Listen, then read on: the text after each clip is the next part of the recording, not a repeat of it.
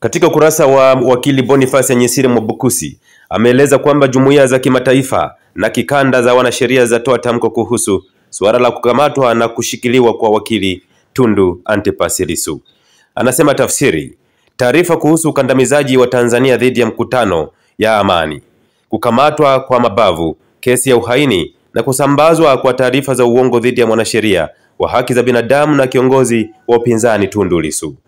Sisi taasisi zilizosaini hapa chini, jumuiya za wanasheria, vyama vya sheria na wanachama wa taaluma ya sheria, tunatoa wasiwasi wetu mkubwa kufuatia ukandamizaji wa mikutano ya amani na kukamatwa kwa chuki dhidi ya mwanasheria mashuhuri wa haki za binadamu nchini Tanzania, kiongozi wa upinzani, mbunge wa zamani na rais wa zamani wa Tanganyika Law Society TLS, Mheshimiwa Tundu Antipas Lissu, jioni ya tarehe 9 Aprili 2025.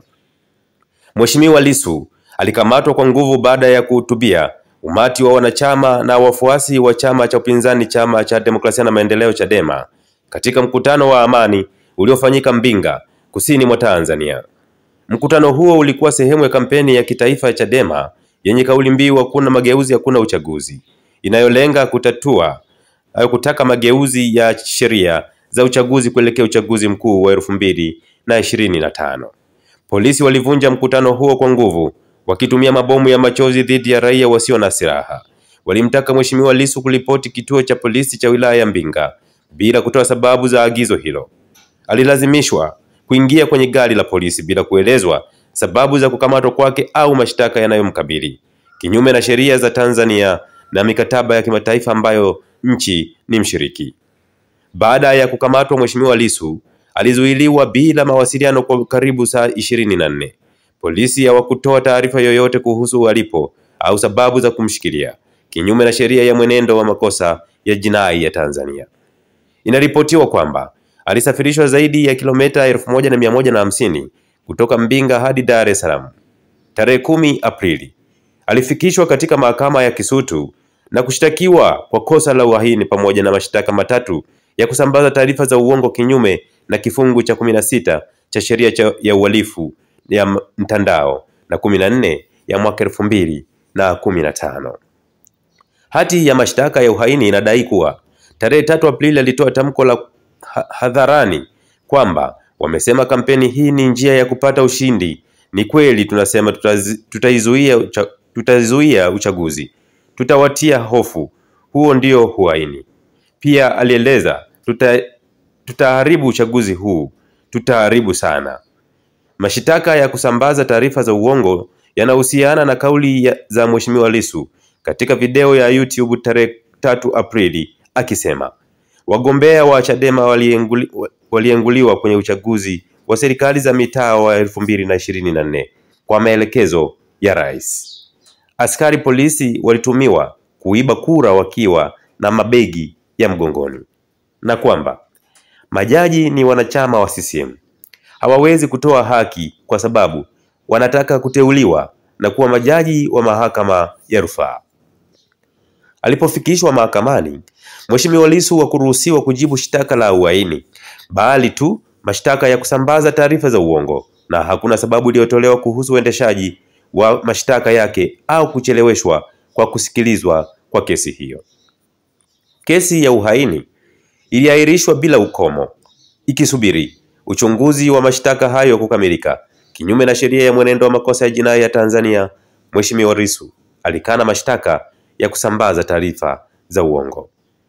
Anatarajiwa kufikishwa mahakamani kuhusiana na mashtaka hayo tarehe 24 Aprili 2025. Kukataliwa kwa dhamana kwa Mheshimiwa Lissu na kuendelea kushikiliwa chini ya kifungu cha 148 kifungu kidogo cha 5 cha kanuni ya adhabu kinachoruhusu kukamatwa na kushikiliwa bila ukomo kwa wakosoaji wanaoshtakiwa kwa makosa yasiyo ya dhamana kama uhaini ni kinyume na uamuzi wa Mahakama ya Afrika ya Haki za Binadamu na Watu, ambayo iliona kuwa kifungu hicho kinakiuka usawa wa sheria na dhana ya kuwa mtuhumiwa hana hatia hadi ithibitishwe vinginevyo. Mheshimiwa Lissu ana historia ndefu ya mateso ya kisiasa na unyanyasaji wa kimahakama tangu utawala wa Rais Mkapa miaka 1990 alipokuwa akiwakilisha wananchi waliokuwa wakilengwa na shughuli kubwa za uchimbaji madini nchini. Mwaka 2017 alipokuwa rais wa chama cha wanasheria Tanganyika, alinusurika jaribio la kuuawa baada ya watu waliokuwa na silaha kumfyatulia risasi 16 ambazo bado wanapona madhara yake hadi leo. Wakati wa utawala wa Rais Magufuli, Mheshimiwa Lissu alikamatwa na kufunguliwa mashtaka mara zilizopungua 8 kutokana na shughuli zake za kisiasa.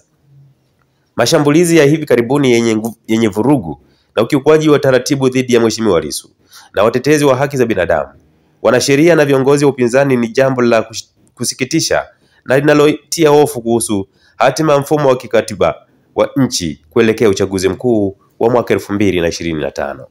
Katiba ya Tanzania inalinda haki za uchunguzi, haki ya uchaguzi huru na wa haki, haki ya kukusanyika kwa amani na haki ya kuwa na mfumo wa vyama vingi, haki ambazo serikali ya Rais Samia Suluhu Hassan ilikuwa imethibitisha kujitolea kwake kuzilinda.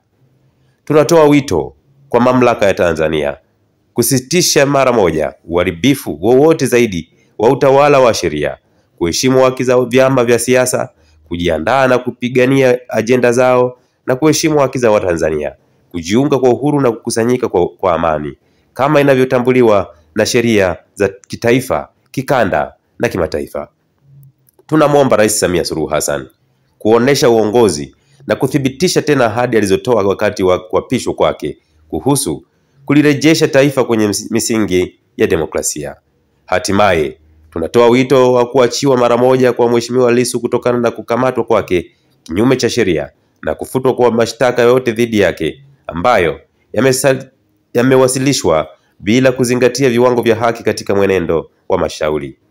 Wamesaini Chama cha Wanasheria Afrika Mashariki, Tume ya Kimataifa ya Majaji Kenya, Tume ya Kimataifa ya Majaji, Chama cha Wanasheria Zambia, Chama cha Wanasheria Kenya, Umoja wa Wanasheria wa Afrika, Chama cha Wanasheria wa SADC, Chama cha Wanasheria Tanganyika, Chama cha Wanasheria Uganda.